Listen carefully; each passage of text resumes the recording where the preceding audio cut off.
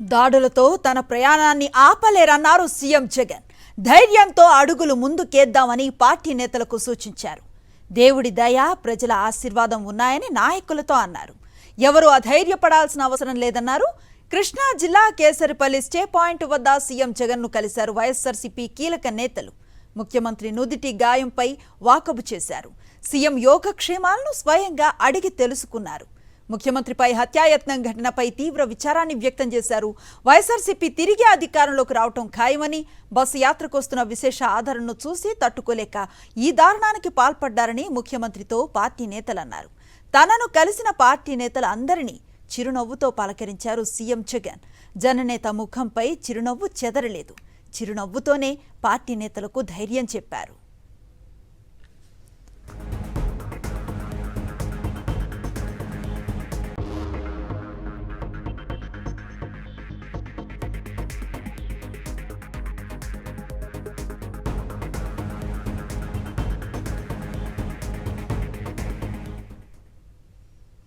దాడులతో ప్రయాణాన్ని ఆపలేరన్నారు సీఎం జగన్. ధైర్యంతో అడుగులు ముందుకు వెళ్దామని పార్టీ నేతలకు సూచించారు. దేవుడి దయ, ప్రజల ఆశీర్వాదం ఉన్నాయని నాయకులతో అన్నారు. ఎవరూ అధైర్యపడాల్సిన అవసరం లేదన్నారు. కృష్ణా జిల్లా కేసరిపల్లి స్టే పాయింట్ వద్ద సీఎం జగన్ను కలిశారు వైఎస్ఆర్సీపీ కీలక నేతలు. ముఖ్యమంత్రి నుదిటి గాయంపై వాకబు చేశారు. సీఎం యోగక్షేమాలను స్వయంగా అడిగి తెలుసుకున్నారు. ముఖ్యమంత్రిపై హత్యాయత్నం ఘటనపై తీవ్ర విచారాన్ని వ్యక్తం చేశారు. వైఎస్ఆర్సీపీ తిరిగి అధికారంలోకి రావటం ఖాయమని, బస్సు యాత్రకు వస్తూ ఉన్న విశేష ఆదరణను చూసి తట్టుకోలేక ఈ దారుణానికి పాల్పడ్డారని ముఖ్యమంత్రితో పార్టీ నేతలు అన్నారు. తనను కలిసిన పార్టీ నేతలందరినీ చిరునవ్వుతో పలకరించారు సీఎం జగన్. జననేత ముఖంపై చిరునవ్వు చెదరలేదు. చిరునవ్వుతోనే పార్టీ నేతలకు ధైర్యం చెప్పారు ఆయన.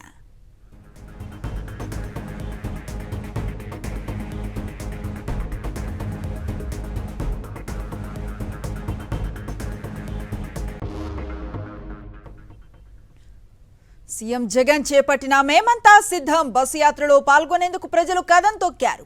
మండు టెండర్లను సైతం లెక్క చేయకుండా తమ సొంత వాహనాల్లో యాత్రకు వెళుతున్నారు. గాయమైనా కూడా ఒక్క రోజులోనే యాత్రకు బయలుదేరి ప్రజలపై ఆయనకున్న ప్రేమను చాటుకుంటున్నారని చెప్తున్నారు. సీఎం జగన్ వెంటే తామంతా ఉన్నామని చెప్తున్నారు. ఎవరెన్ని కుట్రలు చేసినా వైఎస్ జగన్నే మరోసారి ముఖ్యమంత్రిగా గెలిపించుకుంటామని అంటున్నారు. దీనిపై మరింత సమాచారం మా ప్రతినిధి వినాయక్ అందిస్తారు. కూడా ఆయన యాత్రలో పాల్గొనే ప్రయత్నం చేస్తున్నారు. ఆయన వెంట బారులు తిరుగుతూ మరోవైపున ఆటోలు కావచ్చు, టూ వీలర్స్ కావచ్చు, ఆయనతో పాటు వెళ్లే ప్రయత్నం చేస్తున్నారు. ఇక్కడ వారితో మాట్లాడించే ప్రయత్నం చేద్దాం. సార్, ఈ రోజు ఇంతలాగా మీరు ఆయన వెంట మీరు కుటుంబ సమేతంగా ఈ విధంగా టూ వీలర్ తో వెళ్లే ప్రయత్నం చేస్తున్నారు. ఎందుకు ఇంత అభిమానం చూపిస్తున్నారు? జగన్ గారు చాలా మంచి పనులు చేస్తున్నారు. మేము చదువుకున్న రోజులు మా పట్టలో పుస్తకాలు ఉండేవి కాదు. ఇవాళ రోజున లేని పిల్లలు చక్కగా వెళ్తుంటే చాలా ముఖ్య చేస్తుంది. వాళ్ళకి భోజనం పెడుతున్నారు. బూసులు, షూలు, విద్య, ఆరోగ్యం అన్నో విధాలుగా లేబర్కి 100% హెల్ప్ చేస్తారండి. తెలిసిందా? మేము ఆ రోజుల్లో చదువులేకపోయా, ఇంగ్లీష్ రాదు, చదువుకున్నా. ఈ రోజు పిల్లలు చక్కగా ఇంగ్లీష్ మాట్లాడుతున్నారంటే నాకు చాలా ముచ్చటేస్తుంది. జగన్ గారి ప్రభుత్వం 10 కాలాల పాటు చల్లగా ఉండాలని, ఆయన మళ్లీ మళ్లీ గెలవాలని, లేబర్ పిల్లలు, పేదవాళ్ళ పిల్లలు పెద్ద పెద్ద ఆఫీసులు అవ్వాలని మా కోరికండి. ఆయన ఉన్నంత కాలము పెద్ద పెద్ద ఆఫీసులు అవుతారని మా కోరికండి, అవ్వాలని. జగన్ అన్న అంటే మాకు ప్రాణం అండి.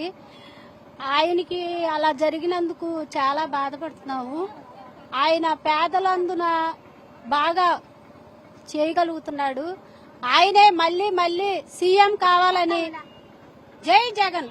సార్, మీరేం చెప్తారు? ఈ రోజు ఎండను సైతం లెక్క చేయకుండా మీరందరూ స్కూటర్లతో ఆయన వెంట వెళ్తున్నారు.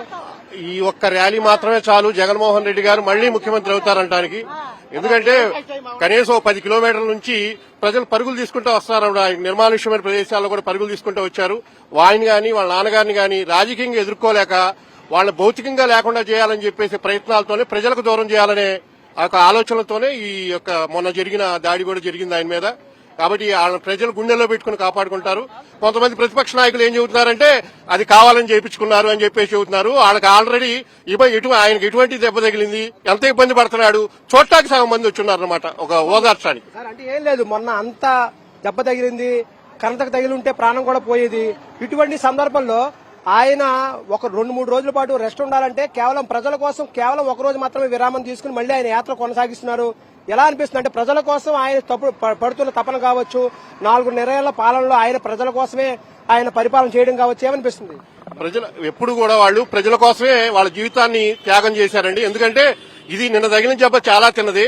ఇంతకుముందు ఆయన్ని అన్యాయమైన కేసుల్లో ఇరికించి 16 నెలల పాటు జైల్లో పెట్టిన ఆనాడు ఎప్పుడు కూడా ఆయన వెనక్కి తగ్గలేదు. ఇది చాలా ఆయన దృష్టిలో చాలా మందికి అయితే చాలా పెద్ద దెబ్బ. ఆయన దృష్టిలో ఇది చాలా తృణపాయం.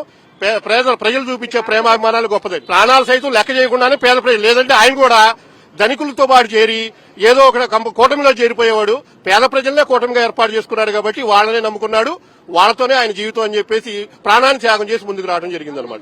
ఆయనకు రావాలి, మేము ఆయన గెలిపించుకుంటాం. మా కోసమే కదా ఇప్పుడు వచ్చింది, ఆయన కోసం మేము వచ్చాం. ఎవరన్నీ చేసినా ఆయన మాత్రం మేము గెలిపిస్తామే. ఎవరన్ని కుట్రలు చేసినా దేవుడు ఉన్నాడు పైన, మేము దేవుడు మొరబెట్టుకున్నాం. మనం చూసుకోవచ్చు అంటే ఎవరెన్ని కుట్రలు చేసినప్పటికీ కూడా ప్రజలందరూ కూడా ముఖ్యమంత్రి వైఎస్ జగన్మోహన్ రెడ్డి వెన్నంటే ఉన్నారు. మేమంతా కూడా ఆయన వెంటే ఉన్నాము.